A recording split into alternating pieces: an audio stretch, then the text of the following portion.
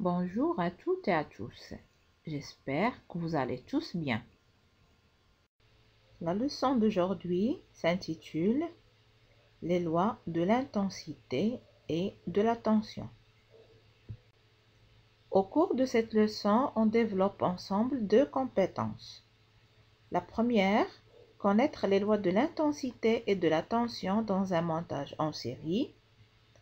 Quant à la deuxième, connaître les lois de l'intensité et de la tension dans un montage présentant des dérivations.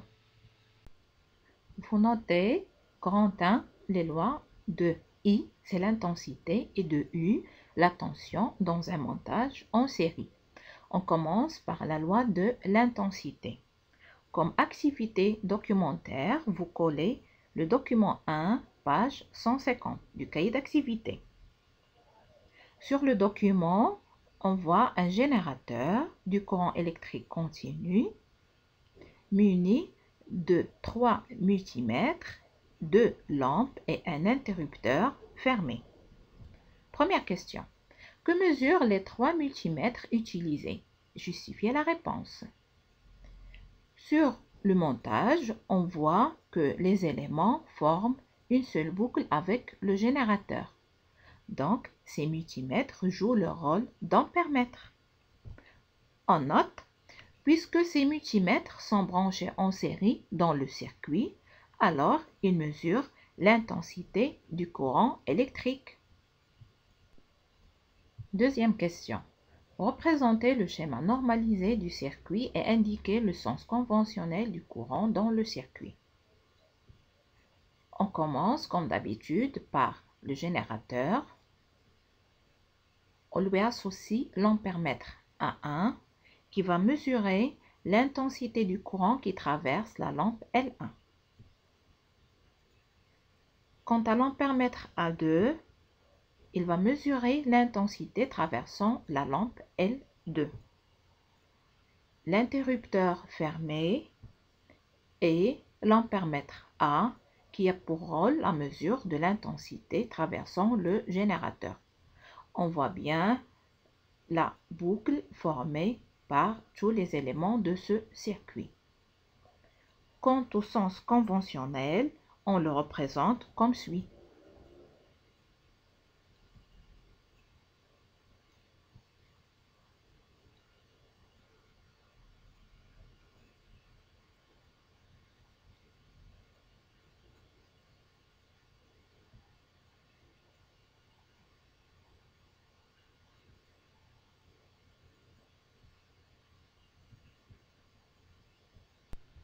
Question suivante. Comparez les valeurs de l'intensité indiquées par les multimètres.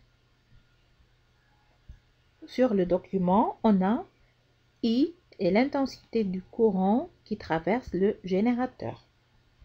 I1 est l'intensité du courant traversant la lampe L1.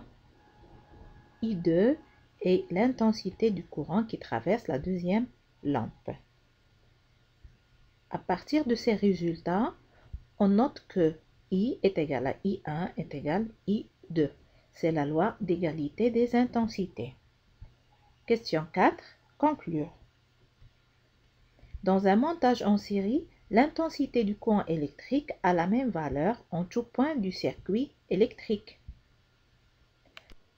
Pour développer la loi de la tension, vous collez le document 1, page 154 du cahier d'activité, qui présente un circuit électrique contenant un générateur, un multimètre M, un multimètre M1, une lampe L1, une lampe L2 et un multimètre M2. Première question. Comment sont associées les lampes L1 et L2? Justifié. Sur le document, on voit que les deux lampes sont suivies. Donc, ils sont associés en série. Vous notez, ils sont associés en série car ils forment une seule boucle avec le générateur. Deuxième question. Que mesurent les multimètres M1, M2 et M? Sur le document, on voit que le multimètre M est branché entre les bornes du générateur. De même, pour les multimètres M1 et M2, pour les lampes L1 et L2. Donc, les multimètres vont mesurer la tension électrique.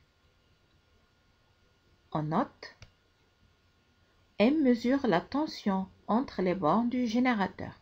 M1 mesure la tension entre les bornes de la lampe L1. Quant à M2, il va mesurer la tension entre les bornes de la lampe L2. Troisième question. Indiquez les valeurs des tensions données par les multimètres. Selon le document, on a UG, c'est la tension entre les bornes du générateur, est égale à 6,05 volts.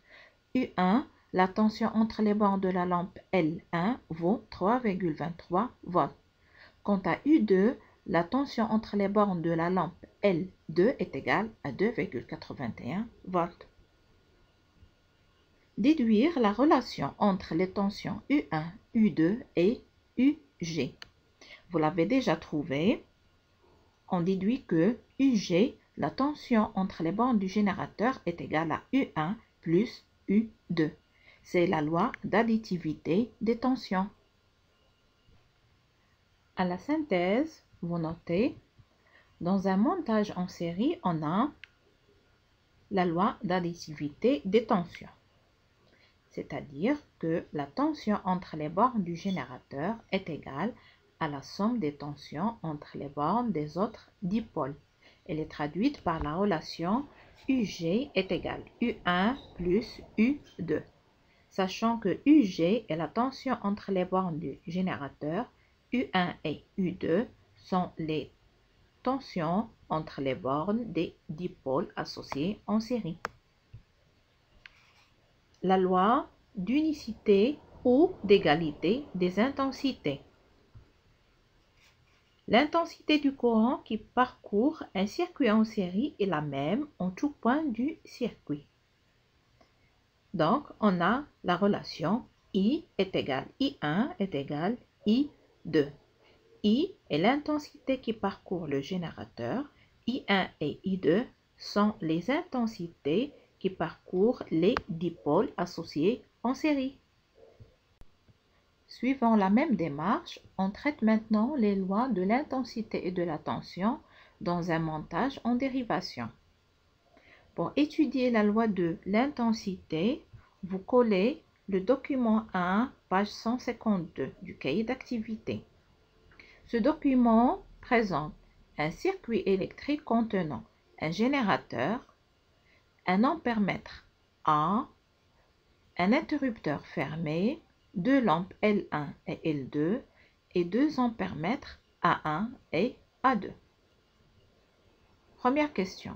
Comment sont associées les lampes L1 et L2? Justifiées. Sur le document, on observe la présence d'un nœud entre les deux lampes. Donc, c'est un montage en dérivation. Vous notez, elles sont associées en dérivation car elles forment deux boucles avec le générateur. Deuxième question. Que mesure chaque multimètre? Justifiez votre réponse. À partir du document, on constate que les multimètres sont suivis des dipôles. Donc, on note comme réponse, les multimètres A, A1 et A2 mesurent l'intensité du courant électrique traversant le circuit, car ils sont branchés en série avec les éléments du circuit. Question 3. Sur le schéma normalisé du circuit, indiquez le sens conventionnel du courant qui traverse le générateur et celui du courant qui traverse chaque lampe. On schématise tout d'abord le circuit. On commence par le générateur. On lui associe l'ampèremètre A qui va mesurer l'intensité qui le traverse. Après, l'interrupteur fermé, la lampe L1, l'ampèremètre A1 qui mesure l'intensité du courant traversant cette lampe et on ferme la boucle. Entre les bornes de la lampe et l'ampèremètre A1, on associe la deuxième lampe L2 et l'ampèremètre A2. On voit bien la présence des deux nœuds, car c'est un montage en dérivation. Passons maintenant au sens conventionnel du courant. Un rappel, le courant électrique sort du pôle positif du générateur. Il va se diriger vers l'ampèremètre. Il passe par l'interrupteur. Arrivant au nœud, le courant électrique est divisé en deux parties qui traverseront les deux lampes ainsi que les deux ampèremètres. Au deuxième nœud, le courant électrique est regroupé pour donner le courant électrique principal qui revient au générateur. Quatrième question. Complétez le tableau suivant. On va donner la valeur de chaque intensité du courant. Pour cela, on se réfère au document. On a les valeurs des intensités affichées sur les ampèremètres. Et on note I, l'intensité du courant qui traverse le générateur est égale à 0,6 ampères. On l'appelle également intensité du courant principal. I1, l'intensité du courant qui traverse la lampe L1 ou courant secondaire est égale à 0,27 ampères. Quant à I2, l'intensité traversant la lampe L2, elle vaut 0,3. C'est un courant secondaire également. Question 5. Déduisez la relation entre I1 et I2. À partir des résultats, on constate que I est égal à I1 plus I2. C'est ce qu'on appelle la loi des nœuds. Je vous rappelle que I est l'intensité du courant principal qui traverse le générateur. I1 et I2 sont les intensités des deux courants secondaires qui traversent les deux lampes L1 et L2. À la sixième question, on donne une conclusion. Dans un circuit en dérivation, l'intensité du courant électrique dans la branche principale, ou ce qu'on a appelé le courant principal, est égale à la somme des intensités des courants dans les branches secondaires, ou courant secondaire. On se penche maintenant sur la loi de la tension, toujours dans le cadre d'un montage comportant des dérivations. Vous collez maintenant le document 1, page 156 du cahier d'activité. Le document présente un circuit électrique contenant un générateur, deux lampes L1 et L2 et un multimètre en mode voltmètre, car il est branché entre les bornes des dipôles. Première question. Comment sont associées les lampes L1 et L2? Je vous montre sur le document B les deux nœuds. Alors, elles sont associées en dérivation. Deuxième question. Que mesure le multimètre dans chaque circuit? Sur le circuit A, on voit que le multimètre est branché entre les bornes de la lampe L1. Donc, il mesure la tension entre les bornes de cette lampe. Quant au circuit B, le multimètre est branché entre les bornes de L2. Donc, il mesure la tension entre les bornes de la lampe L2. Question 3. Généralisez le résultat trouvé. À partir des deux documents, on constate que les deux voltmètres affichent la même valeur. Donc, UG, c'est la tension entre les bornes du générateur, est égale à U1 est égal à U2, sachant que U1 et U2 sont les tensions entre les bornes des lampes L1 et L2 respectivement. C'est la loi d'égalité des tensions. On passe maintenant à la synthèse. Dans un montage en dérivation, on a la loi d'unicité ou d'égalité de la tension. C'est-à-dire que les tensions aux bornes des dipôles sont égales à la tension aux bornes du générateur. UG est égal U1 est égal U2. UG est la tension entre les bornes du générateur. U1 et U2 sont les tensions entre les bornes des dipôles associés en dérivation. La deuxième loi est la loi des nœuds. La somme des intensités des courants qui arrivent à un nœud est égale à la somme des intensités des courants qui en sortent. On l'exprime par la relation I est égal à I1 plus I2. I est l'intensité du courant principal. Soit il arrive au nœud ou bien il en sort. I1 et I2 sont les intensités des courants secondaires. On passe maintenant à une application de cette loi. Voilà la consigne. Déterminer le sens et l'intensité du courant I3 dans chacun des cas suivants.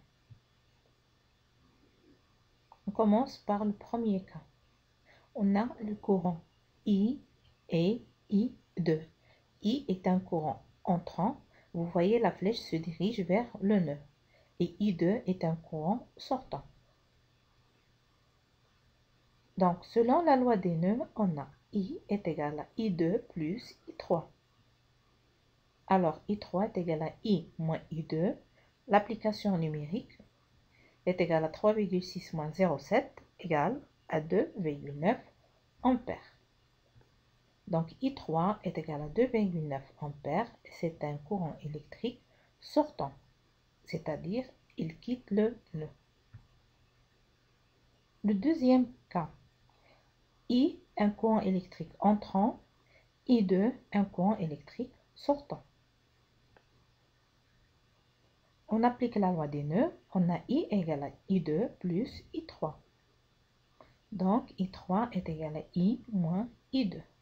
L'application numérique nous donne 4,9 ampères comme valeur du courant électrique I3, qui est sortant.